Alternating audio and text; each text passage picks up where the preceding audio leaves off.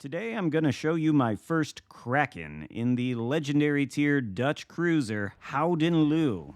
I think I'm pronouncing that correctly, or as close to correctly as I can possibly get.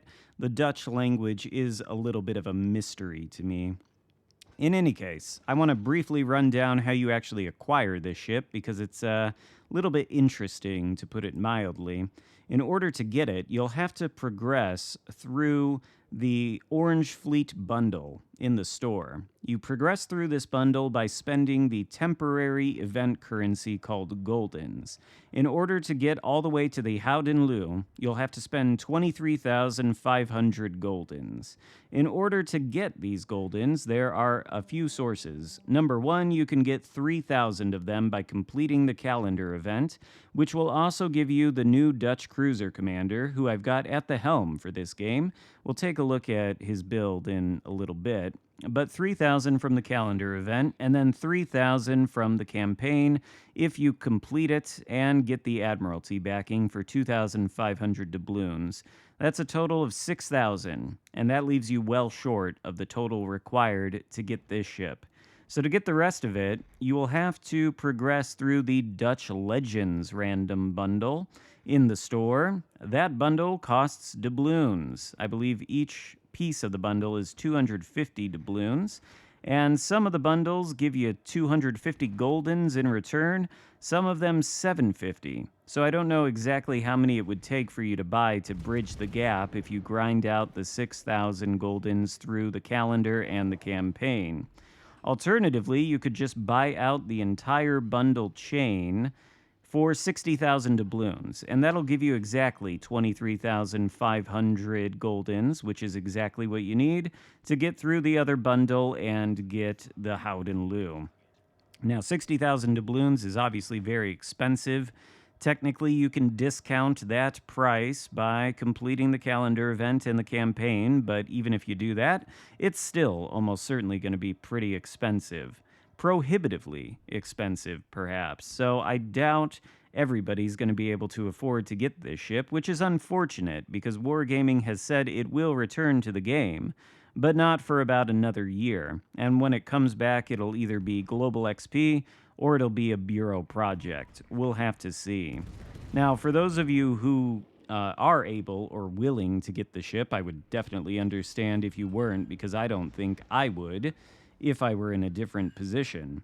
But for those of you who do get it, so far I found it to be a very good ship. In fact, there are some things about it that I think are a little bit too good. I don't want to make this a full review of the Gouden Leeuw because I don't think I have enough experience yet in the ship to draw any definitive conclusions about it. However, there are some aspects of this ship which are, to my mind, somewhat questionable. As we push in here against the defense in the Sejong, take a look at the mini-map to the right-hand side of it, and note that my sea detectability is 9.7 kilometers. I feel like this is significant because the Gouden Leeuw is really well armored. It's got 40mm upper belt plating, it's got a 30mm deck, and it's got a 40mm icebreaker around its 25mm upper bow. That is some pretty good armor, of course, for a cruiser. It's going to allow this ship to mitigate a lot of damage at Legendary Tier from Battleship Caliber AP if you angle it and position it correctly. So that offers some degree of protection, but at the same time, if you use the concealment mod and the new Dutch cruiser commander Johan Furstner, along with Mikawa as an inspiration, you can achieve this concealment of sub 10 kilometers, 9.7 km. And on top of that, Furstner's unique skill in the third row called Risk Theory reduces cruiser detectability time after firing the main guns by 30% when it's fully maxed. If you take that skill on the commander and then you use Lemonnier, the French commander, Lemon, I call him, as an inspiration, well, he cuts down cruiser detectability time after firing the main guns by 21.25%, at least at the level I have him. So, you combine those together, that is a reduction in detectability time after firing your guns of 51.25%. The time it takes for your detectability to go down to normal after you fire your main battery is 20 seconds. With that skill and with Lemonnier as an inspiration, you reduce that time to under 10 seconds, which is absurd, in my opinion, on a cruiser that is this well armored and has these guns. These are 283 millimeter guns, Scharnhorst guns, except I think they've got better pen than the Scharnhorst has. As you can see, the evidence against the defense there, and now against the Sejong, who is trying to retreat from us, but is not going to be very successful in doing so. He's not really going to be able to angle too effectively against this 283 millimeter AP. There's a Citadel, and he goes down for the second kill in the game. Well, our second kill anyway. One person on the blue team has sunk another ship. The Reds have lost a total of 3 cruisers, but of course we've lost 3 battleships, a cruiser, and a destroyer. So at this point, it's a 4v6. We are outnumbered, and I am on pretty low health. I found that the playstyle of this thing can be a little bit stationary at times. You know, you may want to park behind islands and then use these airstrikes to deal some damage from stealth. These airstrikes, by the way, they feature a total of 12 planes, each of which drops 6 bombs for a total of, 72 bombs. Each of these bombs has an HE alpha of 6,500, which is like British battleship level HE alpha, and a fire chance of 39%.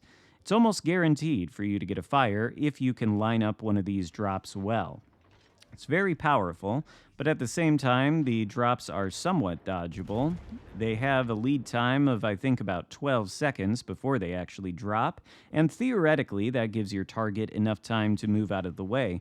But of course, the reticle is gigantic, and so it can be a little bit hard. I've actually found these airstrikes to be easier to land than those on the D7P, which I think has a bit of a smaller airstrike. Anyway, we're moving off this flank now because the enemy team has entered the friendly cap. There's at least one battleship in there. I believe that's the Pommern B. I think he's going to be focused down to oblivion. We're certainly going to try to hit him with the airstrikes here. You can see how big the consumable is, or the reticle, rather. You get 2 airstrikes, by the way, on the Gouden Leeuw, and they take 90.7 seconds to reload. So it's a fairly long reload.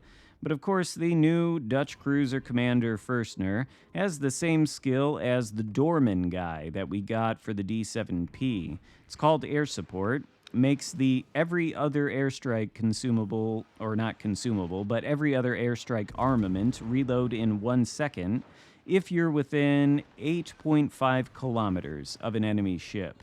That's at Legendary Rank 3, of course. At Legendary Rank 2, it's 8 kilometers, Legendary Rank 1, 7.5, and Legendary Rank 4, 9 kilometers. So you can't always proc it, but when you can, it is quite useful.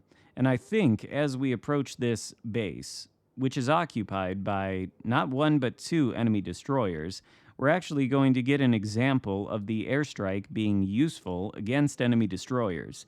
This is the only game where I've had that happen. These airstrikes I find are much more easy to land, or much easier to land, on enemy battleships and in some cases enemy cruisers. But destroyers, of course, are much more maneuverable, and so they're able to dodge these airstrikes a little better. Of course, we've also got sonar active on the Gouden Leeuw, and we get advanced warning of these torpedoes, which is going to allow us to dodge them. Good news, because I believe these are Shimakaze torpedoes sailing at our face right now, but there's a nice gap in between them.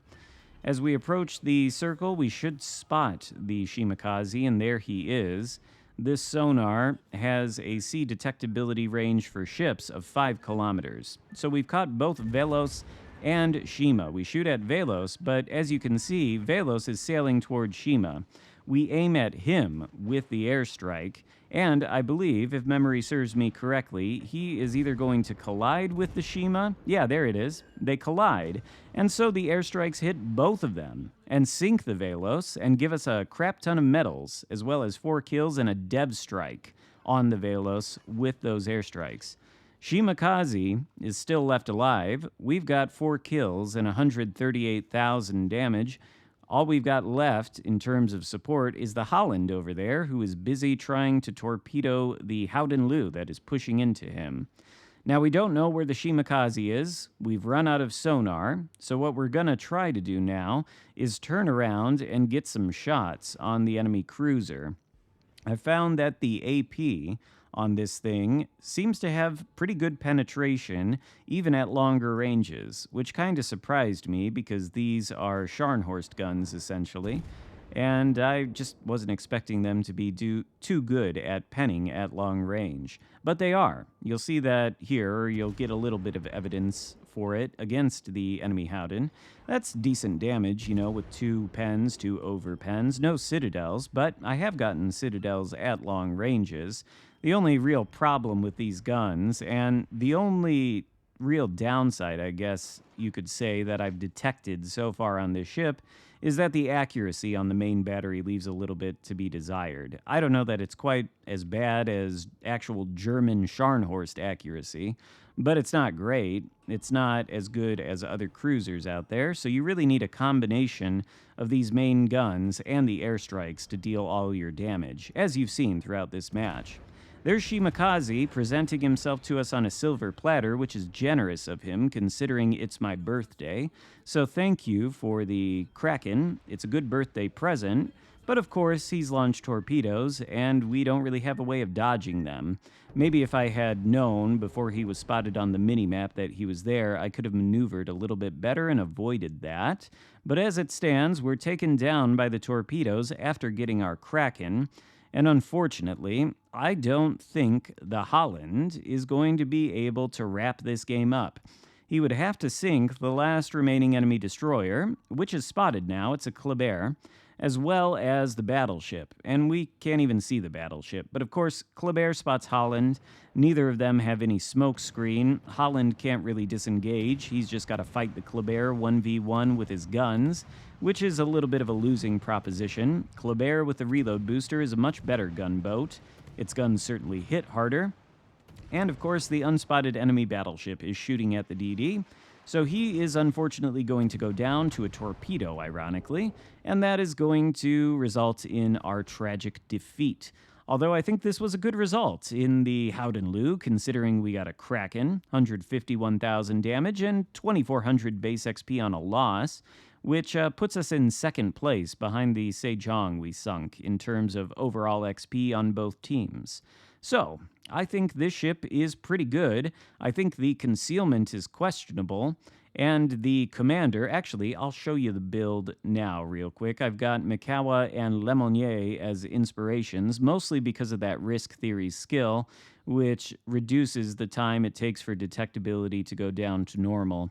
I think that skill, coupled with the concealment on this heavy and heavily armored cruiser, is perhaps a little bit questionable. And I think the ship is powerful, but probably some people will be annoyed by the relative inaccuracy of the main battery guns. We'll look at the ship a little bit more in the future, and I'll do a more comprehensive review on it. But hope you enjoyed the video for today. If so, give it a thumbs up, consider subscribing if you haven't already, and I'll see you next time. Goodbye.